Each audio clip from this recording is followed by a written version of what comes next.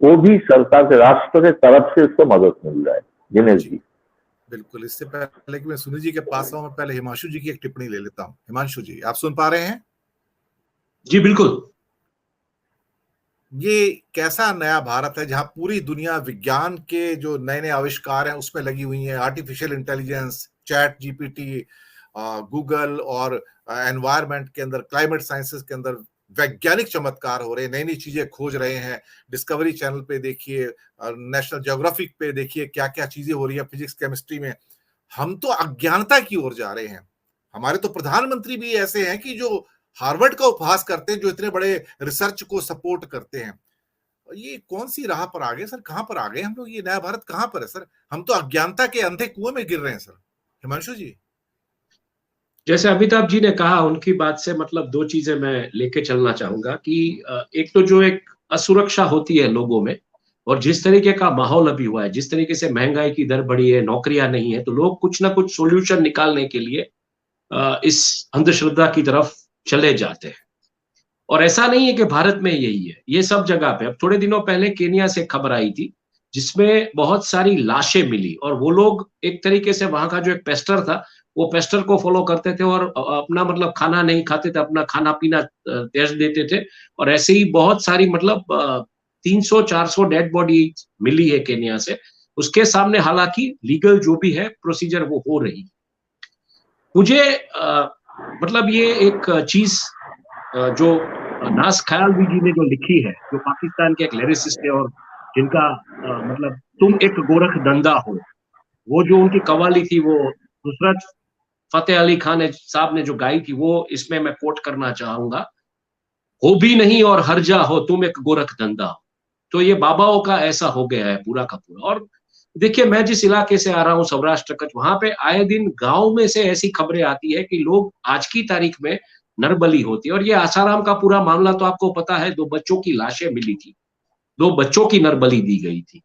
तो एक तरफ आप बात कर रहे हैं पूरे समाज के साथ कदम मिलाने की, टेक्नोलॉजी में आगे बढ़ने की, लेकिन दूसरी तरफ आपका एक समाज का एक पूरा तबका इस दिशा में जा रहा है। मैं हालांकि नाम नहीं ले पाऊंगा, पर अच्छी खासी टीवी चैनल के एक संपादक ने मुझे कहा था, क्योंकि मैं बहुत सारे चीजों पे एक्टिव रहता हूँ, मुझे बोला था थोड़ा शांत रहिए, थोड़ा धीरा रहिए, आप जाइए हिमालय में, मैं आपको एड्रेस देता हूँ, आप मतलब अपनी शक्तियों को, अपनी ऊर्जा को वापस वो करके आप जो चाहे वो कर पाएंगे। मतलब संपादक के कक्षा के लोग ये करते हैं। उन्होंने कहा कि बहुत सारे बिजनेस वाले गए हैं जिनका मुझे पता है, और मैं भी जा रहा हूं, और आप भी मतलब जाइए, आप ही अपनी एनर्जी वेस्ट कर। तो ये लेवल पे आ चुका है। दूसरा, अगर आप देखेंगे तो टेलीविजन सीरियल्स, उसमें भी अगर आप देखेंगे तो चुड़ैल और ये नागिन और ये सब बहुत कुछ चल रहा है, चमत्कारों की पूरी दुनिया। तो ऐसा तो नहीं है कि ये सब नहीं था। बॉलीवुड में एक जमाने में मतलब शिरडी वाले साईं बाबा चमत्कार होते थे, फिर वो वहां पे जाते थे अपने माता के दरबार में, वहां पे बच्चे ठीक हो जाते थे। ये सब होता था, ऐसा नहीं है कि नहीं होता था। मर्द मूवी आप देख लीजिए, लास्ट में वो मस्जिद में चले जाते और उनके ऊपर गोलियां बरसाई जाती है, वो ध्वज जो है मस्जिद की चादर लग जाती है, उनको गोलियों से कोई असर नहीं होता है अमिताभ को। तो ये था, ऐसा नहीं ये नहीं था, लेकिन वो एक तरीके से एक लिमिटेड वर्जन था, जिसको आप बोले श्रद्धा का या जो भी बोले।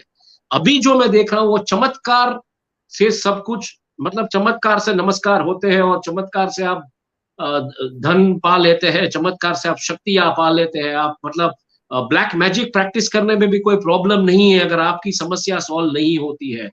तो ये चीजें चौंका देने वाली है। दूसरा, क्या आपने जो टेक्नोलॉजी का कहा, वो टेक्नोलॉजी ने और ये सब चीजें आसान बना दी है। टेक्नोलॉजी के जरिए बहुत सारी चीजें सामने आती है, साइबर फ्रॉड वगैरह तो ठीक है सामने आता ही है, लेकिन टेक्नोलॉजी के जरिए जिस तरीके से ये जो तांत्रिक वगैरह काम करते, अगर ये आप सुनेंगे तो आपके मतलब रोंगटे खड़े हो जाएंगे। तो एक तरीके का मुझे लगता है कि जैसे अमिताभ जी ने कहा कि एक असुरक्षा है इंसानों में, या एक दौड़, एक कंपटीशन कि मुझे इससे आगे बढ़ना है, मुझे अपने नंबर्स अव्वल लाने हैं, मुझे अपनी रैंकिंग करनी है। तब ये घुस जाते हैं ऐसी यूनिवर्स में, जिसको मैं मतलब एक आश्रम करके एक सीरियल आई है MX प्लेयर पे, मैं ये पूरे समाज का एक तरीके से आश्रमीकरण मानता हूँ कि ऐसी जगह पे घुस जाते हैं जहां पे उनको नशे की लत लग जाती है, जहां पे उन्हें कुछ ये जो प्रीचिंग्स होते हैं या बाबा होते हैं उनके अलावा कुछ दिखता नहीं है, उन्हें अपना जीवन कुछ सार्थक नहीं लगता है और वो बस उसी की इर्द गिर्द घूम जाते हैं और एक पूरी की पूरी एक गुलाम व्यवस्था खड़ी हो जाती है। मेंटल स्लेव जिसको बोले, वो एक पूरी व्यवस्था खड़ी हो जाती है और फिर उसे आप जिस दिशा में लेके जाना चाहेंगे, जैसे वो बोलते हैं ना, चरवाहा लेके चला जाता है पूरा का पूरा झुंड भेड़ बकरियों का, वैसे भेड़ बकरियों की तरह ट्रीट किया जाता है। किसी ने अगर वहां पे आवाज उठाई तो उसी के लोग उसे मार डालते हैं, दफन कर देते हैं, फेंक देते हैं, उनकी डेड बॉडी पता तक नहीं चलता है। पुलिस में जाके मतलब फरियाद होती है लेकिन उसका भी कुछ अता पता नहीं चलता है। तो ये होता है, ये समाज में बिल्कुल हो रहा है। लेकिन इसके सामने, जैसे राम रहीम के सामने या आशाराम के सामने लोग खड़े हुए, सबूत हुए, तो कानूनी जो भी चीज आई, फिर वो हरियाणा में एक हुए थे जिनके वहां से पूरा असला मिला था और पूरी की पूरी एक आर्मी थी, नाम मुझे याद नहीं है उनका, लेकिन ये भी बहुत मतलब टीवी पे चला था। उनका भी तो नाम इनका कुछ क्या राम होता है, करके इनका राम कुछ नाम ऐसे ही था, उनका भी ऐसे ही था, हाँ कुछ था। रामपाल कुछ तो ऐसे नाम उनका इनका क्या होता है ऐसे। पूरा, हाँ इनका पूरा ऑर्गेनाइजेशन एक कॉर्पोरेट कंपनी की तरह ओपेक होता है। जैसे इसमें कुछ सेंध लगती है तो बातें बाहर आना शुरू हो जाती है, और सेंध लगते ही ये भी एक पॉलिटिकल पार्टी जैसा होता है, क्योंकि इनके पास इतनी जमीनें होती है, जायदाद होती है, भक्तगण होते हैं, सब कुछ होता है। तो इनको लेके चल के फिर इनको किस तरीके से पॉलिटिकली डाइवर्ट करना, क्या करना, तो ये सब पूरा पॉलिटिकल खेल हो जाता है। लेकिन इसमें अल्टीमेटली हमारे जैसे देश में जहां पे इतनी आबादी है, तो ये एक इसे जैसे वो ओ माय गॉड मूवी में कहा गया था कि धर्म अफीम की तरह है। अब जितना लोगों को चटाएंगे उसकी उनको उतनी आदत लगती जाएगी इसकी। तो ये मुझे लगता है एक लोगों को क्या बोले, जैसे मैंने कहा, जैसे अमिताभ जी ने भी कहा कि एक असुरक्षा का जो माहौल है उसमें लोग कुछ करना चाहते हैं, कुछ पाना चाहते हैं, उसमें ये जो तकवादी एलिमेंट्स जो है, अपॉर्चुनिस्ट एलिमेंट्स, जो हालांकि धर्म के नाम पे कुछ देते नहीं है, ऐसे हुआ करते थे एक जमाने में। आज की तारीख में मतलब आप अगर चले जाइए तो कुछ ऐसी संस्थाएं बची है जहां पे सही मायने में एक धार्मिक डिस्कोर्स दिया जाता है, लोगों को सही और गलत के बारे में बात की जाती है, जहां पे भजन होते, सब होता है। लेकिन ऐसी संस्थाएं अभी लुप्त होती जा रही है और उस फॉलोअर्स वाली संस्थाएं ज्यादा हो रही है। और अगर इसमें भी आप देखेंगे तो इनके बीच भी एक कंपटीशन है। मैं हालांकि नाम लेना नहीं चाहूंगा, एक धर्मगुरु थे, उन्होंने गुजरात में एक पिछड़ी जाति के लोगों के लिए एक मतलब एक कथा का आयोजन किया था। तो वो जिसे देवी पूजक समाज कहा जाता है, देवी पूजक समाज के लिए कथा का आयोजन किया था। तो अब उनके भक्त मुझे आके बोलते हैं कि आप उनको ये सवाल कीजिए कि ऐसे आयोजन दूसरे जो है आर्ट ऑफ लिविंग वाले या पतंजलि वाले क्यों नहीं करते। मैं बोला भाई साहब क्या सवाल करना है ये मेरे ऊपर आप छोड़ दीजिए, मैं पत्रकार हूं, मैं डिसाइड करूंगा। तो उन्होंने जो मेरे जो ऊपर के जो मतलब जिनको मैं रिपोर्ट करता था उनको जाके बोल के बोला कि इनको पूछिए ऐसे सवाल। तो ये लेवल पे ये लोग चले गए। तो मुझे तब एहसास हुआ कि क्या इनकी साधुगिरी, अगर ये समाज से मतलब बोलते हैं कि हम समाज छोड़ चुके और फिर भी वो उन्हीं की जो मतलब सिलोज जो है कि दूसरे बाबा क्या कर रहे हैं उनके साथ कंपटीशन में, तो ये मतलब एक फॉलोअर का क्लास बिल्ड करना चाहते हैं। इन्हें समाज से या साधुगिरी से या समाज को सुधारने की जो मतलब जो उनको बोधपाठ देना है उससे कोई लेना देना नहीं।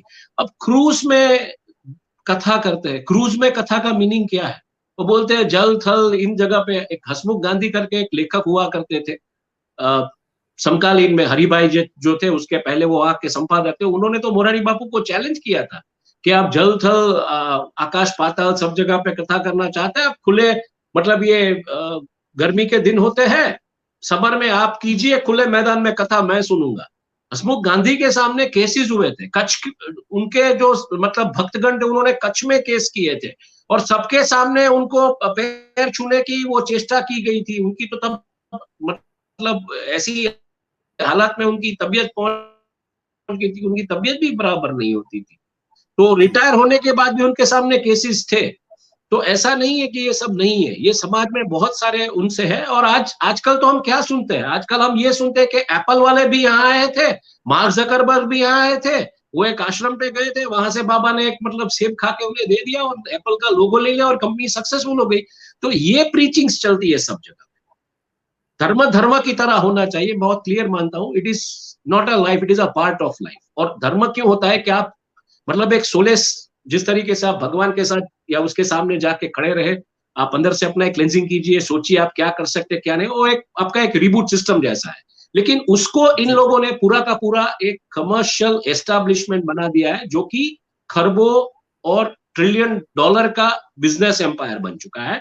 और इसमें खास करके एक मैन पावर लगता है, मैन पावर जिसे आप जिस दिशा में ले जाना चाहे, जिसका बेनिफिशियल, जिसका बेनिफिट जो वो पॉलिटिशियंस ले रहे हैं। तो ये पूरा का पूरा एक नेक्सस है रिलीजन एंड पॉलिटिक्स का। और हमारी जो कंट्री है, मेजोरिटी, जहां पे जो मेजोरिटी पब्लिक है, जो मतलब एक मेजोरिटी धर्मवाद की जो विचारधारा में मानती है, तो उसके लिए मुझे लगता है ये बहुत आसान हो जाता है पॉलिटिशियंस के लिए भी ऐसे लोगों के साथ चलना, वक्त आने पे चलना, वक्त आने के बाद अगर कोई खड़ा होता है तो उनका अंपायर ध्वस्त करके उनको जेल में डाल देगा, और बाकी के लोगों को किसी और, तो मतलब अभी जो खड़े हो गए हैं बागेश्वर वाले, जिनको राजकोट में भी एक बैंक के सीईओ ने चैलेंज किया था, तो उनको भी 100 से ज्यादा धमकियां मिली कि आप उनको चैलेंज मत कीजिए।